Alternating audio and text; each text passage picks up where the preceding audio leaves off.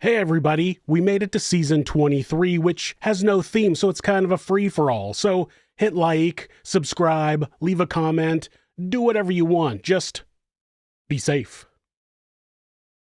A parent's connection with their child can be extremely strong. Raising them and teaching them everything they know can form a bond that's hard to break. Usually, it's a positive situation, but for Stephanie Hudnall, she used manipulation to keep her daughter Guenevere completely under her control. So much so that she was willing to kill for her mother. This is Monsters.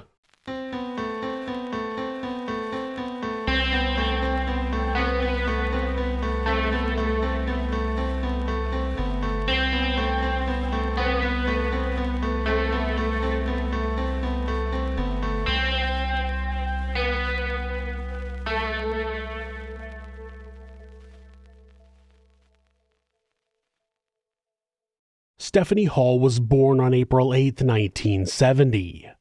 Not much is known about her childhood, but it seemed that she was born in Florida and had lived there her whole life. She ended up meeting a man named Bill when she was 20 years old, and they married quickly. William Hudnall Jr., who went by Bill, was born on August 24, 1959 to William and Billy Hudnall in Jacksonville, Florida. William Sr. was an officer in the Navy, which caused them to move around a bit during his childhood. He had two younger brothers, Tim and Joe. Since they were never in one spot long enough to make good friends, the brothers became each other's best friends. William Sr. and Billy eventually divorced in 1974, and the boys split between the parents. Bill originally went to live with his father, but after a few years he chose to go live with his mother in Louisiana. When he graduated from high school, he joined the United States Marine Corps. After a few duty stations in the U.S., he was sent to Panama and then worked as a security guard at the U.S. Embassy in Jakarta, Indonesia. While there, he was the one who found one of his friends, a fellow Marine, after he had ended his own life. It's speculated that caused Bill to want to leave the service, which he did in 1985. He moved back in with his mother and returned to his previous career working as a pipe fitter. Bill met a young woman named Charlotte Hagen at his church, and they married 7 months later in 1987. Charlotte worked for the Social Security Administration, and Bill's family said the couple seemed very happy. Unfortunately, the marriage didn't last, and the couple split up about a year later. Bill dated a bit after that, but never found the right woman and continued to work for the next few years. It was in 1990 that he ended up meeting Stephanie Hall. It was only a few dates before Stephanie got pregnant and the couple decided to marry. The wedding was in January of 1991. Their first child, a son named Joshua, was born in February of that same year. A daughter, Guenevere, was born in April of 1992. They eventually had a third child, another daughter named Ruby Grace, in August of 1998. Stephanie wanted to stay home with the kids, so Bill became their only source of income. That meant he worked a lot, and Josh would later say in an interview that he didn't see his father much. His mother was always there, but she seemed much more focused on his sisters. He said his childhood memories were filled with frequent moves, and though his parents never told him why they had to move so often back then, he later learned it was because Stephanie constantly got them into financial trouble. She was a chronic overspender and would eventually run out of money, not being able to pay the rent and utility bills. When the landlord or bill collectors came knocking, they would pack up and move to a new city. From Louisiana to Pennsylvania to Virginia and finally to Florida. They were constantly moving around, running away from the debt Stephanie was creating. Bill made good money as a pipe fitter, but it wasn't enough for Stephanie. He did his best to keep the peace in the family, but the financial strain caused their marriage to fracture. There was even a period where Bill's mother let them live with her in Louisiana rent-free. While there, Stephanie refused to do any cleaning and still managed to complain about how much she hated living there. Eventually, Bill's mother got fed up and told her son that he had to move out. Bill had started withholding money from Stephanie so he could pay the bills himself, and he saved some which he used as a down payment on a house. Stephanie was so unhappy that Bill wasn't giving her as much money as she wanted, so she waited for Bill to go away to a job out of state and she took the kids to a women's shelter. Once there, she claimed that Bill had been abusing her, and though Josh told the counselor that his father had never hit anyone, they stayed at the shelter for 3 weeks. After that, they returned home and Stephanie was able to get more money out of her husband. With the money he had been saving, he went out without anyone's knowledge and purchased a manufactured home in Keystone, Florida. He surprised the family with a permanent home. He wanted to put down some roots and stop moving around, and he hoped the purchase of the house would help ensure that. But the situation did not improve. Stephanie stayed home with the kids, homeschooling them, and she didn't do anything to keep the house clean. While growing up, Stephanie maintained tight control over Gwen. She would give her anything she wanted, and if there was ever a problem, she said it was Bill's fault. If there was something wrong at the house, it was because Bill hadn't provided them with a good enough home, when in reality it was because she wasn't taking care of the house. Gwen went to stay the night with her cousin once, and Stephanie called constantly to check on her. Her aunt ended up turning her phone off and then not inviting her back. That same aunt suggested helping Gwen sign up for college classes, and Stephanie stopped her. She didn't want Gwen to go to college and gain knowledge along with any independence. She wanted Gwen to rely on her and always believe everything she told her. There was a similar incident later where Gwen expressed her desire to be more independent to her aunt and uncle, so they offered to let her come live with them. On the day they were supposed to pick her up, Gwen called them and said she couldn't move because her mother needed her home. Josh explained that there were multiple incidents that happened over the years that made more sense in hindsight. There was an evening where Bill got extremely sick after dinner. He said that his father rarely got sick, but that time he was vomiting for 3 days before finally getting better. He believed that his mother had actually poisoned his food, but there was no evidence to prove that. Another suspicious incident came to light when Josh found his father in his parents' bedroom, replacing a piece of carpet. Bill said that Stephanie had dropped a candle and burned the carpet, but the location of the burn seemed off. Josh said he later heard that Stephanie told a friend that she had tried to light the bed sheets on fire while Bill was asleep, but he stirred and caused her to abandon her plan. Not long before Josh turned 18, Stephanie tried to get him to sign an application for a restraining order against Bill. She had convinced his sisters that their father was abusive, but Josh had never seen him abuse anybody. Bill worked away from home, and the times he was home, the only way he quote-unquote abused Stephanie was by taking her bank card away. Josh refused to sign the paper and left the house. When he returned, Stephanie was in the kitchen and she attacked him with a knife. Josh said he managed to lock himself in his room, and while she was pounding on the door, he grabbed some clothes and hopped out the window. He stayed with a friend until his father returned from an out-of-state job. Bill asked Josh if he wanted to file a police report, but Josh declined, saying he knew it would be his word against hers and that Gwen would back up whatever his mother said. After that, Josh knew the only way to remain safe was to leave the house, so he joined the U.S. Army. By the time Josh had completed training, the U.S. was deep in the Iraq War and he was shipped over. Despite the dangers there, he said he was more comfortable than he had been with his mother.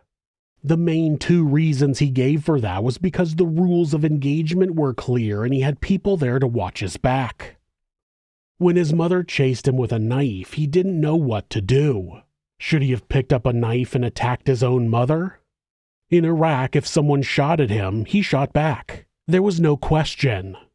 And at home, his father was often gone and his sisters were under Stephanie's thumb, but in Iraq, he was surrounded by people who were on his side. So though it seems weird at first, it does make sense why he found some comfort being in a war zone. It wasn't about getting away from danger, it was about certainty. He could relax because he knew who the enemy was and how to fight them.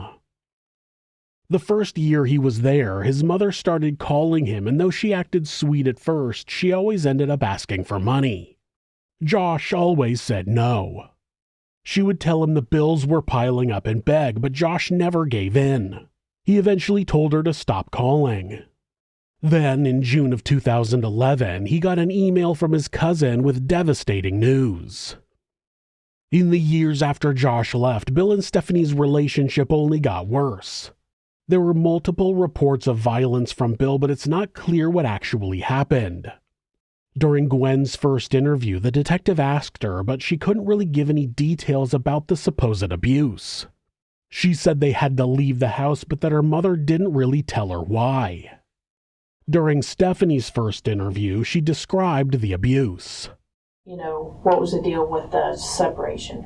Well, we've been separated, Sure, a few times back and okay. forth. He was abusive, could be very mean, very, very controlling a lot of times. When you say Sometimes he'd abusive, make me, give me a little better, like abusive how? physically abusive, verbally abusive, sexually abusive. Sexually and If physically. I did something that he wasn't happy about, he usually wouldn't hit me because he didn't want to leave a mark or anything. But no, his favorite form of punishment was in the bedroom. And what did he do? Like, as far as how You that want goes? details? Well, I kind of need to get a mindset of what was going on in you guys' life for how did, you guys separate and things like that. Did you ever turn him in or talk to anybody or? I stayed at a domestic violence shelter in Ocala once. We were living in Gainesville. I stayed in a shelter in Ocala, and that was when the kids were young. The two oldest ones were still in diapers. So was he abusive through the entire relationship? Off and on, yeah. He would get, we'd be separated and he would get better or, things would be okay for a while. And then, sometimes he'd be fine for 6 months, sometimes 3 months, and sometimes less than that. But, it was a back and forth. So over the years. When you did something he didn't like or whatever the case may be, it was physical. Like, did he hit you ever? Was there? He did hit me. He hit me a few times. One time he actually did hit me in the face. The only specific detail she really gave was the time they went to a women's shelter when the children were really young.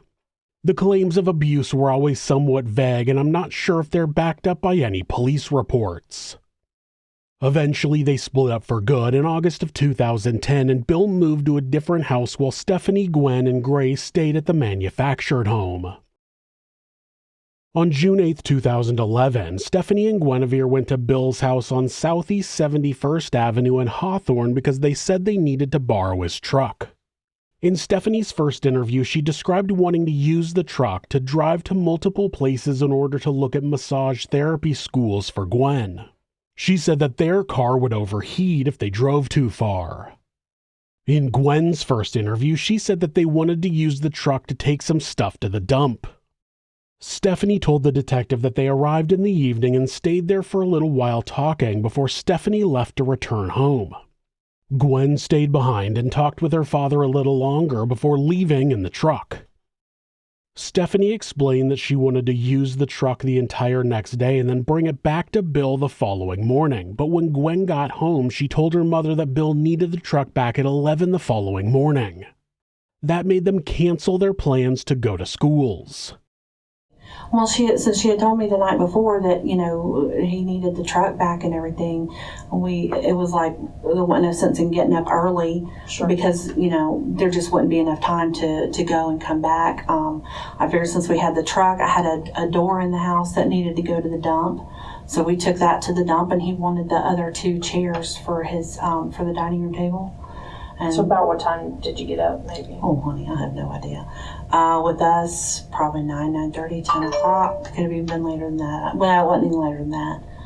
Probably about 9:30, 10 maybe. Okay. I don't know.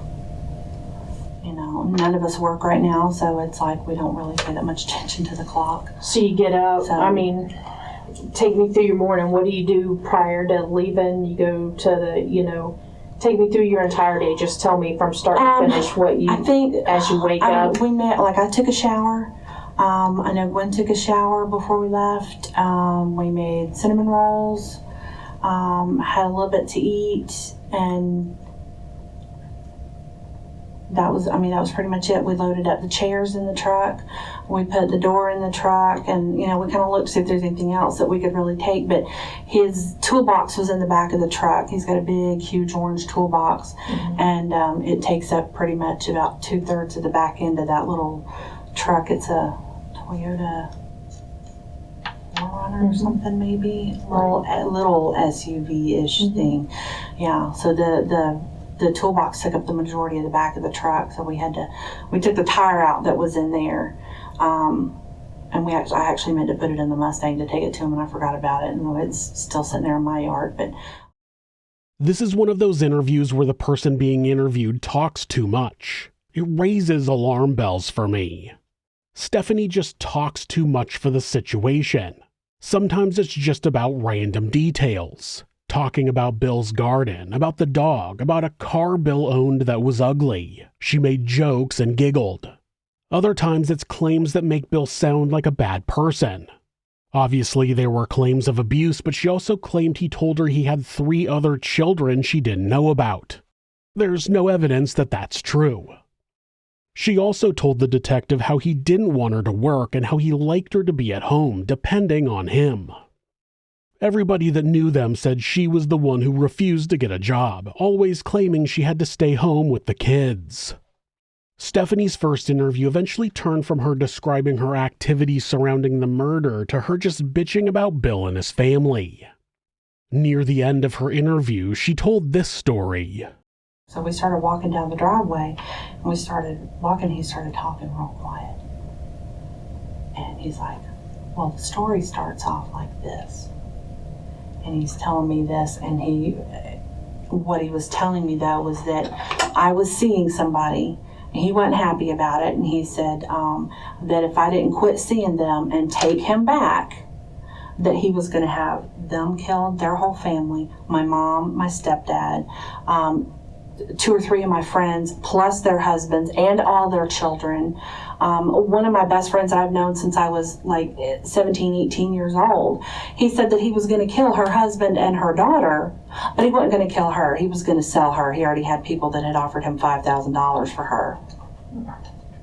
And I'm like, you're out of your mind. You have completely lost your mind. And he's like, oh no, I'm perfectly sane. I know exactly what I'm talking about.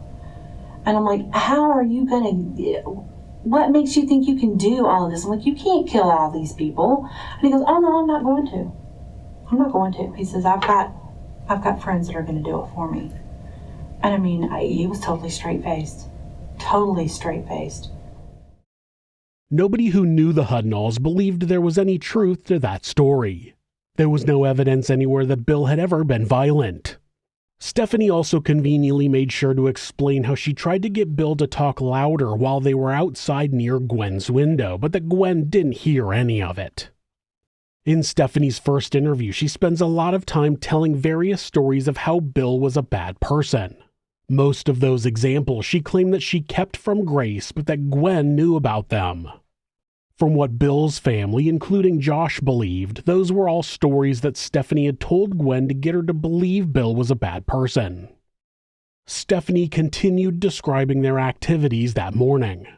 From there, we went to the dump to drop off the door. Which dump did you go? On 214 in Keystone. Okay. I told the detectives, Detective Phillips and the guy that was with her, I told them where it was, how to get there, because they didn't know where it was. So we went there, dropped off the door, went on into town because both of us needed gas because she picked the truck up from him. It was pretty much empty. So I put like $10 in the car and $10 in the truck, and then we went on to Hawthorne. She had asked me if she could stop and get something to drink. Before we got there, we stopped and got gas, and I didn't even think about it. And she didn't. We started to pull out, and she's like, "Can I get it? Can I stop and get a drink?" And I'm like, "Yeah, you can go ahead and go on in." She's like, "Well, I'll just wait till we get over there." So when we got through there, I went on through the intersection, and she pulled in. There's a Shell station right there, because we go a back way. But so she stopped right there at the Shell station and got something to drink, and then by the time she got to the house, I was already on the phone with 911. Can you tell me what happened? I don't know. I just got here. I went up on the... Okay, you just got there, and what did you find? What did you find when you just got there? You need to keep it together for me so that I can understand what's going on. Right. What happened when you got there? What did you find? He's in the bed. He's in the bed? Is he conscious? No, I'm calling him. He's not moving. Honey, I'm trying to help you, but you really need to keep it together for me and help me here, okay? Is he breathing? I don't think so. I can't understand you, honey, okay? I don't think so. I've got people coming to help you, but you need to help me now, okay? Okay. I want you to tell me, is he breathing? I don't think so. So he's not conscious and he's not breathing? No. Okay. What's all over the bed? The blood. What's all over the bed, honey? Blood. There's blood all over the bed? This is an extremely frustrating call. If you want to torture yourself and listen to the entire 20-minute call, I'll be posting it and the full interrogations on my channel within a day of this video. For more than 2 minutes, she doesn't say anything. She just sobs uncontrollably into the phone. Then when she does start answering questions, she continues to talk through sobs and is completely unintelligible. Obviously, finding a family member dead is traumatic, but this seemed over the top. More so when you take her demeanor during her interview into account. She's not only calm during the interview, she's almost in a good mood. She chatted away with the detective, even making jokes and chuckling. She talked about different guys she was dating, even claiming she thought about becoming a sister wife with a polygamist. Armand is what is called a Christian polygamist. What does that mean? He told my youngest daughter that, and she goes, "Oh, so you're gay?" That's funny. He laughed too. He goes, "No." Right. No, they believe in having more than one wife. He and I had discussed possibly, me joining the family and whatnot, but When you, and I mean, I guess I know what a polygamist and all that means, but when you say join in the family, does that, like getting married, I guess, and being his wife, or well, they call it, it's called a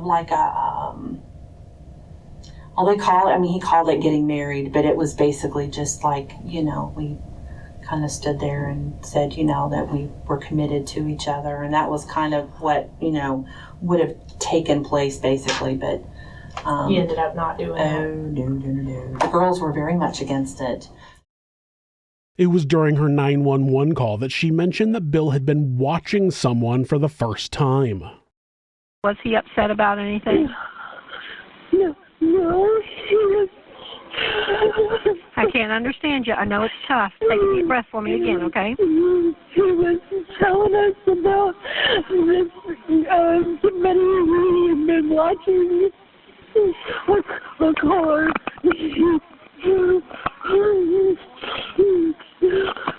So he told you that somebody had been watching him? No, he was watching a car across the road. Okay. I need you to take another breath for me, and I need you to tell me what you just said. Did you say he told you that somebody had been watching him, or that he's seen somebody? He was seeing somebody in a car and a bicycle. So he told you something about... He told you something about a car and a bicycle. Is that what you said? Yes.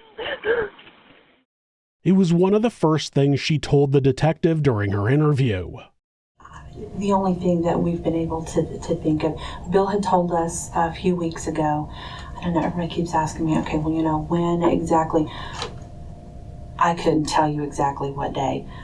He told us a few weeks ago that he had been watching somebody in a car, a sedan. He said it was dark. He couldn't really tell if it was black or blue or green, but it was a dark car with shiny rims. And he said there was they would meet up with somebody. He assumed it was a black person. He did not know for sure, but he said he thought he saw dreads. You know, sometimes they had a hat on or something, but thin, usually on a bicycle that was too small. You know, looked like a big person on a kid's bike. He said he'd been taking notes and watching them. And honestly, when he first told us about it, we really kind of blew it off. He had just taken the security guard class to get certified to do security work or whatever.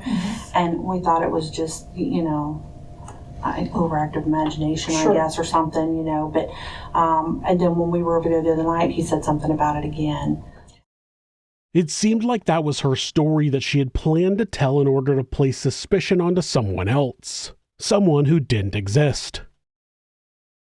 Another detail that raised suspicions with the detective was the fact that Stephanie and Gwen's stories didn't match. When an officer talked to Gwen at the scene, she said that she had driven the Mustang home and her mother drove the truck home, the opposite of what Stephanie said. She also said that they had borrowed the truck specifically to go to the dump and never mentioned anything about visiting schools. Stephanie had said they borrowed the truck in order to go to schools, and when they realized they wouldn't have enough time, then they decided to go to the dump. Gwen also said that they didn't end up going to the dump that morning. When she was interviewed the following day, her story had changed and suddenly matched Stephanie's story. I could be wrong, but I'm thinking I thought Detective Phillips had told me that when she talked to you and you said that you didn't go to the dump. That something about you had planned on going to the dump but didn't go to the dump. We planned on going to the dump, but like all the trash, like we planned on taking all of it, but we didn't have enough time to take all of it and then go to the dump and then come back and then go. Oh, like go back and forth, you mean? So we just like dropped off the door and went. That's what I'm saying. I don't know. I thought I remembered her telling me that you said that you guys did not go to the dump. Did you tell her that, or do you remember? I think I might have told her that, but then like I was like, oh snap, we went to the dump. We dropped off the door and that's all we did. Like I forgot we dropped off the door on the way there. Because the plans on, like, when you originally planned on getting the truck, it was to take a lot more stuff off to the dump. So that was the original plan for why you were supposed to get the truck. I gotcha. Oh snap, you told the wrong story. Even that story was not entirely the same, though. She said they were going to take a bunch of stuff to the dump, while Stephanie only mentioned the door.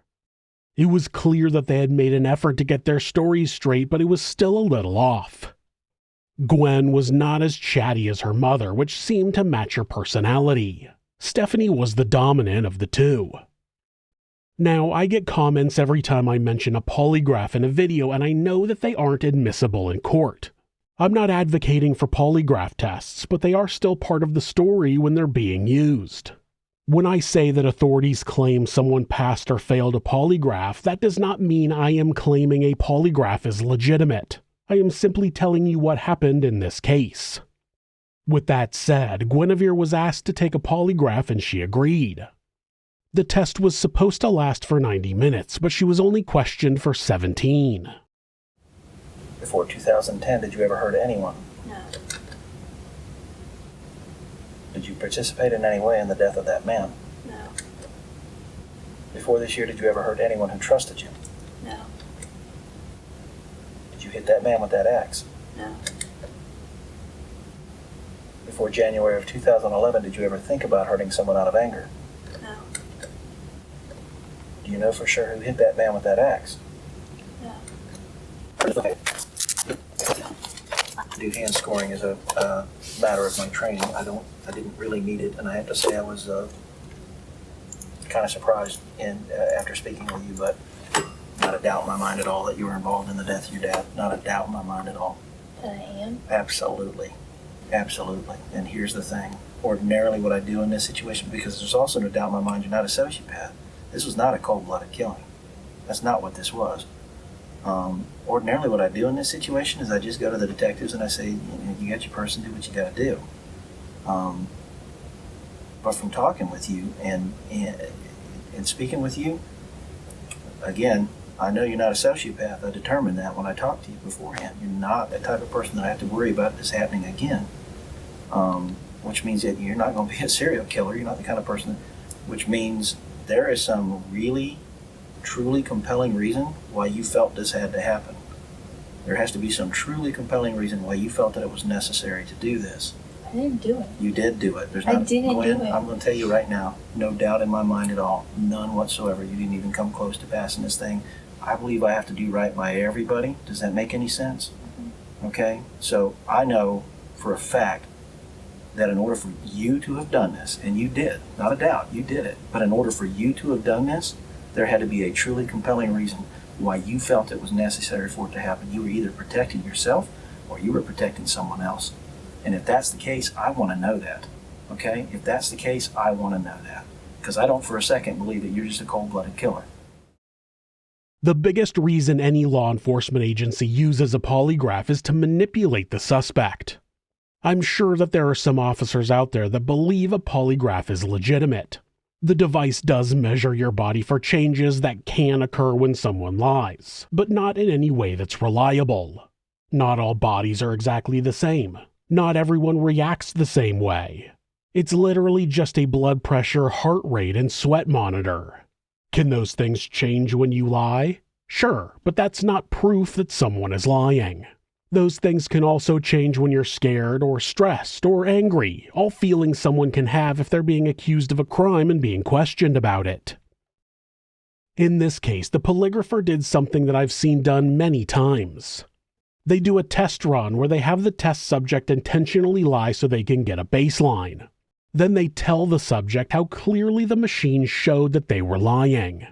They make a big deal about how easy it will be to tell that they're lying. That makes the subject more nervous and more willing to accept the results when they ultimately tell them they failed the test. Then afterwards, they use the test to explain how clear it was that they were lying. This polygrapher even mentions standing in front of a judge, something he would never do because a polygraph is not admissible in court. That's how unreliable it is. But Gwen doesn't know that, so the plan worked and she eventually admitted to killing her father. We're losing everything. Everything. We had nothing. Who's in the house? And here he is. He's buying this house. He has plenty of money. He had $6 grand. $6 grand. You know how much he gave us? How much? $400. Our lights were about to be turned off. We have no car insurance. We have nothing. And this is supposed to be someone who's caring for you. Yes. The entire time. He's been married to my mom 20 years. 19th anniversary. Oh, I have 3 other kids besides our 3. 20 years. I don't have any patience for people who don't take care of their kids. I don't either. I've got 2 that I love and that I will care for and that I would do anything for. And I can tell you, I can't imagine what it would be like to have a parent who didn't feel the way that I feel. I can't imagine what that would feel like. I had no choice. I had to do it. I understand that, Gwen. I understand that. I can't go to jail. Listen to me, Gwen. Listen. This is why I said, tell me your whole story. Don't just say that the guy was a jerk. Tell me specifically, all right? Clearly he's not taking care of you. I get that. Okay, I understand that. What specifically was he doing other than just withholding money? He was threatening to kill people. Who was he threatening to kill? My mom. Why? Because she wouldn't take him back. Okay. Now, I understand that your mom told me that there was a long history of sexual abuse by him. Is that correct? That is correct, isn't it? I as far as I know. Because she Okay. she I have no told me- reason to not believe them. I mean, that's what I'm telling you. This is what I'm saying. I want to build as much as I can so that people understand what it is, why it led up to this, so that they don't just see the black and white. This is why I want to tell your story. Do you understand that? Gwen claimed that she had no choice but to kill her father. According to her, Bill had 3 other children and he was threatening to kill people, things that she had not heard from Bill and had only been told to her by her mother. When she was asked if it was true that Stephanie had been sexually abused, Gwen answered, quote, "As far as I know," because she only knew what her mother had told her. None of the things Stephanie told Gwen about her father were ever witnessed by her, or anyone else for that matter.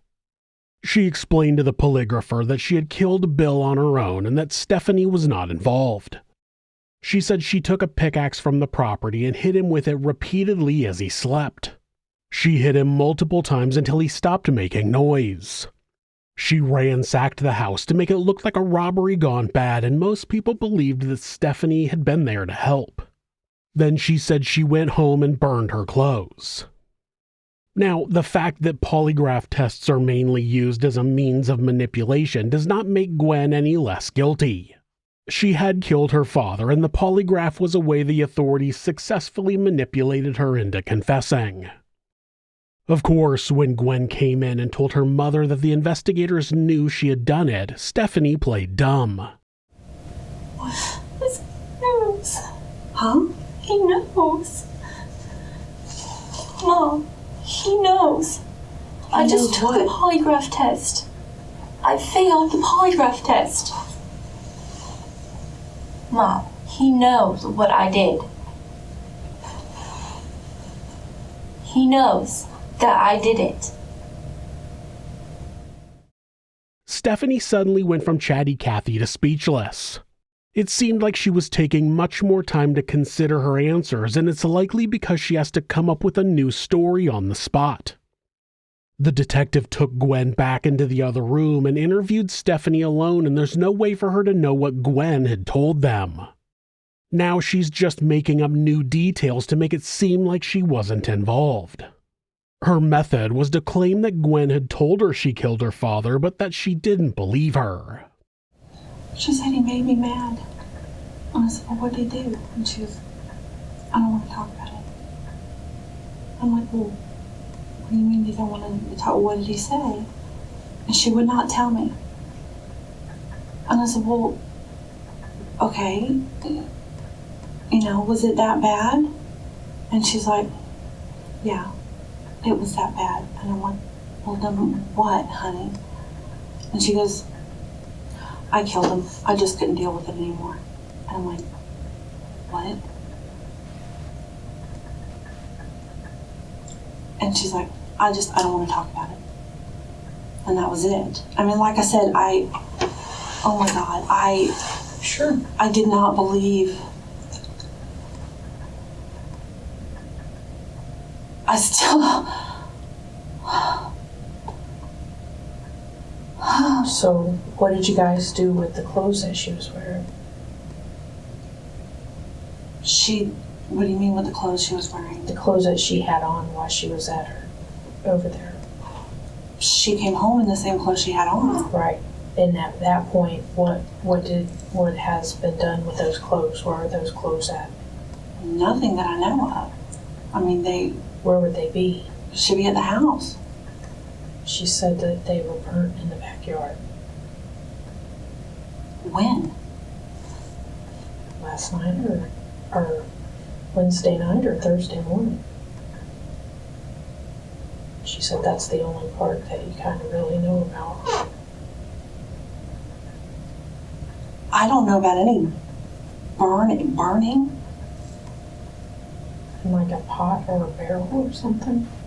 Do you have like a burn pit or something? Like a burn barrel? Well, we have it hadn't been used in a long time, and we have a burns, like a little hole that we dug a long time ago. Somebody was supposed to have given us a pool, and Bill said we had to prep the ground and dig a spot for it. Mm-hmm. And we use that to burn stuff, but usually just, I don't know, like trash or something. Cardboard, the kids, put sticks and stuff in there and roast marshmallows and whatnot. But that's the only, we have garbage pickup at the end of the driveway. That last night? I didn't know. Not that I know of. If she did, it may have been after I went to bed or something, but quite possible. Their stories already start diverging from each other. Gwen had already told the polygrapher that she went home and burned her clothes, which makes sense because if she had beat someone to death with a pickaxe, she would have been covered in blood. So Stephanie shrugging off Gwen arriving home in the same clothes was highly suspicious. Gwen would have arrived home covered in blood, so it wouldn't have been hard to believe she had killed someone. Then, of course, Stephanie over-explained their burn pit, giving the detective the completely unrelated details about having been promised a pool. That's always been something guilty people do, in my opinion. But even more suspicious was her claim that Gwen had told her she killed Bill and she did not push her for more information. They just hung out, watched TV, and then went to bed. Stephanie told the detective that she asked Gwen what she meant, and Gwen said she didn't want to talk about it, and that was it. She just let it go. Then the following morning, when she found her husband dead, she still didn't believe that Gwen had killed him. Stephanie also made a really big deal about not understanding why Gwen would have wanted to kill her father, but that was after she spent over an hour describing Bill as being abusive and having threatened to kill people. Then she broke down into the worst fake crying I've ever seen. The detective went into the other room and talked to Gwen, and their stories continued to not match. Gwen explained that her mother dropped her off at her father's house and that she was supposed to spend the night there. She said that Bill told her he wanted to get back together with Stephanie, and if she wouldn't get back together with him, he would kill her. The detective asked her how she responded to that, and Gwen said she didn't say anything, and then they went to bed. I don't believe Bill actually said that to her. It would be so unnatural for him to make that statement, have her say nothing, and then go to bed. I believe Stephanie had convinced Gwen that Bill had threatened to kill her, and Gwen wanted to use that as the reason for the murder. Like she had to protect her mother. But I don't think Gwen had ever heard her father threaten her mother. Josh would later say that he believed that Stephanie wanted to groom him to be the one to eventually kill his father, claiming Bill was abusive and trying to get him to sign an application for a restraining order, but he had already become too independent. So she moved on to conditioning Gwen into believing Bill was violent.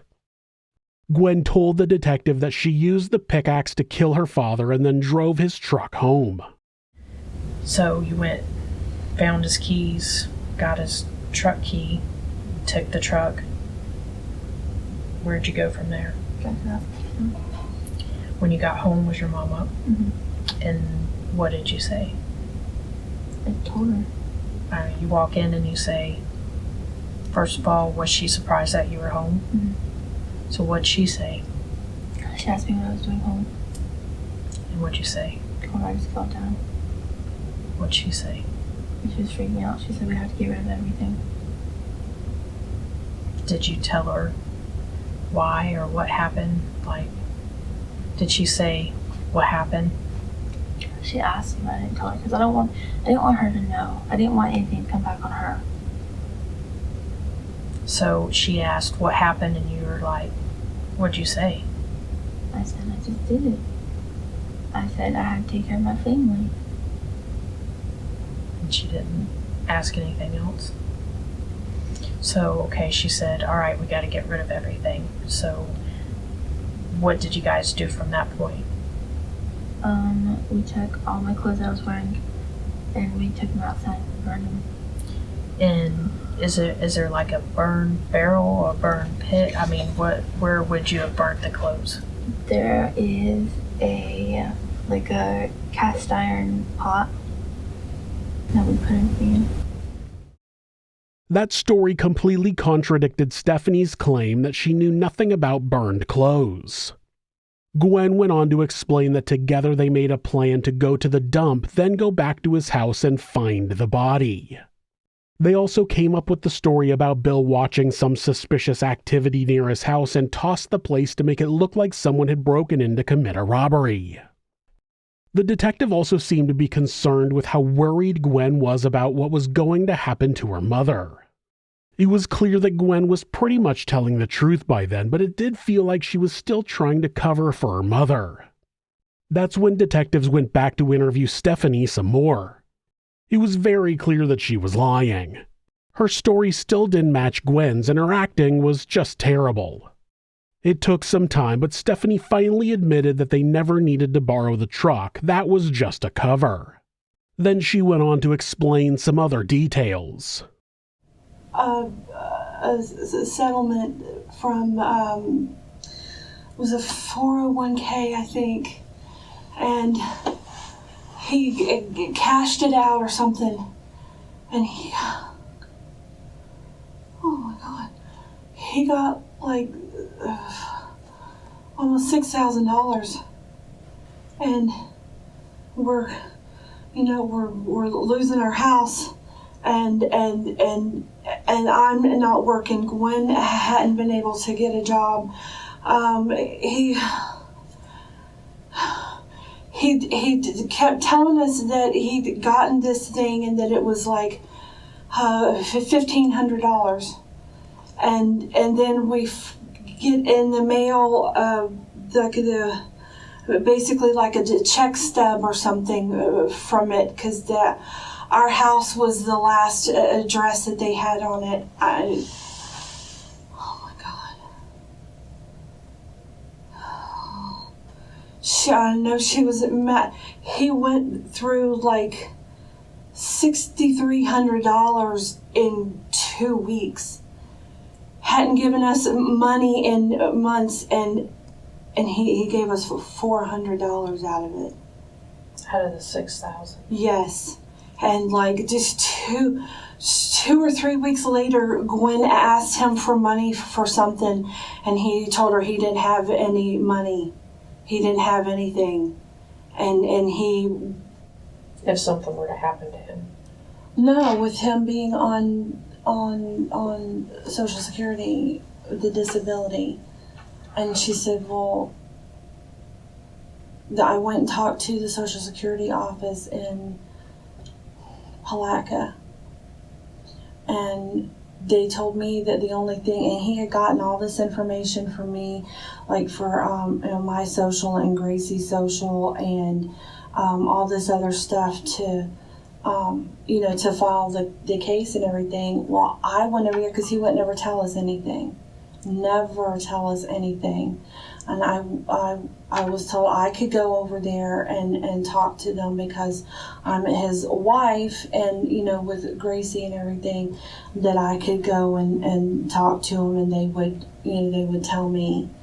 And the guy told me, he said, well, the only person that's on this case is William. That he told us that he had filed the whole thing for that it would cover me and Gracie, and he never did any of that. Right. And so he told you he filed it to cover you guys. Yeah, and Alright. Go ahead and stand up for me. So for tonight, you're under arrest, okay? And go to jail. Turn around, put your hands behind your back. Do you have anything in your pockets or anything that I need to know about? Like, do you smoke or anything? You don't have lighter or nothing? Nothing that'll poke me, stick me, anything? no, I don't think I have anything in my pockets. Okay, I'm gonna check your pockets just for his safety, and then Money was clearly the motive for Bill's death. Stephanie wanted Bill dead so she could collect his Social Security checks. She had been giving Gwen information for years to make her believe her father was abusive and that killing him was the only way to survive financially. Josh didn't make it back to Florida until after Stephanie and Guenevere had been arrested. He told the detective about what he believed were 2 previous attempts to kill his father, the poisoning and the fire. Investigators went to the manufactured home and found burn marks on the subfloor underneath the carpet, which had been replaced. He also said in an interview years later that his father didn't get $6,000 and he gave most of what he had gotten to Stephanie. Stephanie likely lied about it in order to make Gwen angry enough to kill her father. Both Stephanie and Gwen were charged with first-degree murder, and Gwen was eligible for the death penalty. She ended up making a deal with the prosecutor to testify against her mother in exchange for taking the death penalty off the table. She claimed that not only had her mother planned the entire murder, she had been at the house at the time of the murder. They had dropped Grace off at a friend's house to stay the night in preparation of the plan.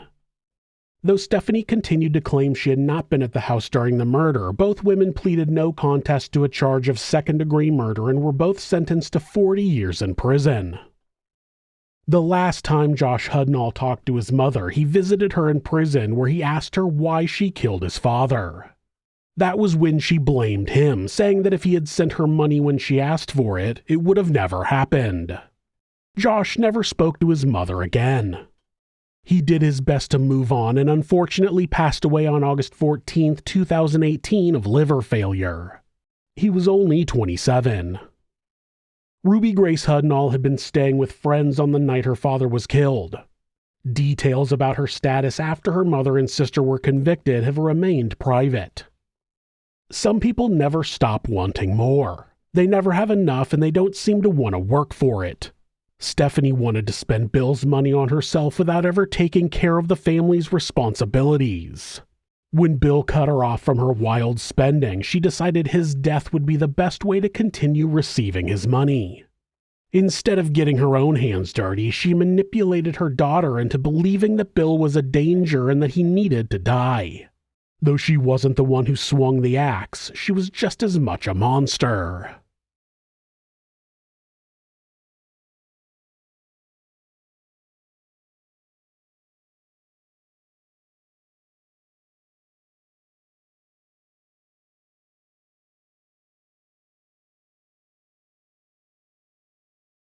Thanks so much for letting me tell you this story. If you're a fan of true crime, hit subscribe and turn on notifications so you don't miss an episode. You can also hit like or leave a comment. If you'd like to support the show, check out our merchandise at thisismonsters.com. The link is in the description. Thanks again, and be safe.